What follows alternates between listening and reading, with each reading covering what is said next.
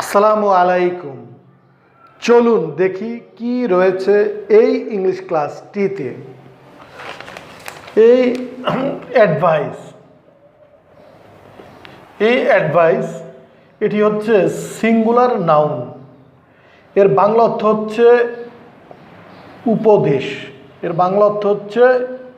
উপদেশ, কিন্তু এই অ্যাডভাইসের প্লুরাল নাউন হচ্ছে অ্যাডভাইসেস, অর্থাৎ অ্যাডভাইসেস।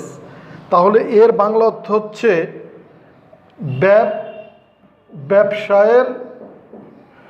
ব্যবসায়ের সংবাদ। এর বাংলা অর্থ হচ্ছে ব্যবসায়ের সংবাদ। তাহলে অ্যাডভাইস অর্থ উপদেশ, যা সিঙ্গুলার নাউন, আর অ্যাডভাইসেস এর বাংলা অর্থ হচ্ছে ব্যবসায়ের সংবাদ। অর্থাৎ সিঙ্গুলার থেকে প্লুরাল করলে বাংলা মিনিংটা তফাৎ হয়ে যায়।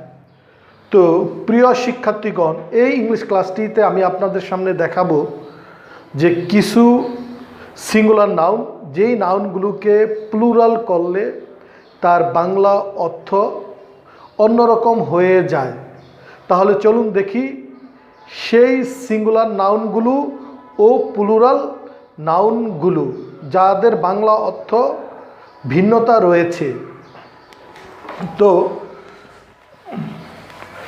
এই আমরা জানি যে এয়ার এর বাংলা অর্থ বাতাস, কিন্তু এটি সিঙ্গুলার নাউন। আর এটি প্লুরাল করলে এয়ার্স হবে, কিন্তু এর বাংলা অর্থ হবে যে গর্বিতভাবে, গর্বিতভাবে। এবং কর্ন এর বাংলা অর্থ হচ্ছে শস্য, কিন্তু এটা প্লুরাল করলে এই কর্নস হয়ে যাবে, কিন্তু এর বাংলা অর্থ হবে পায়ের করা, অর্থাৎ পায়ের করা। এবং গুড এর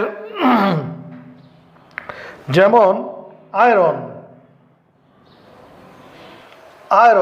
এটি বাংলা অর্থ হচ্ছে লোহা, কিন্তু এটাকে যদি আমরা প্লুরাল করি তাহলে আয়রনস হবে। এর বাংলা অর্থ হচ্ছে লোহার শিকল,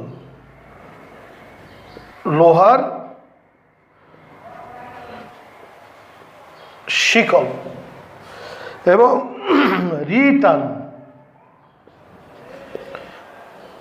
রিটার্ন এর বাংলা অর্থ হচ্ছে ফিরে আসা, কিন্তু এটাকে যদি আমরা প্লুরাল করি তাহলে হবে রিটার্নস। এর বাংলা অর্থ হবে বিবরণী। এবং সেন্ট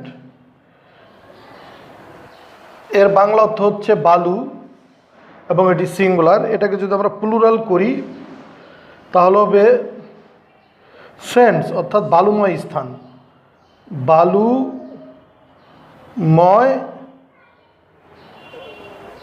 স্থান। অর্থাৎ প্রিয় শিক্ষার্থীগণ, আপনারা এইগুলোকে মুখস্থ করে মনে রাখুন। আপনারা ভালো থাকুন, সুস্থ থাকুন।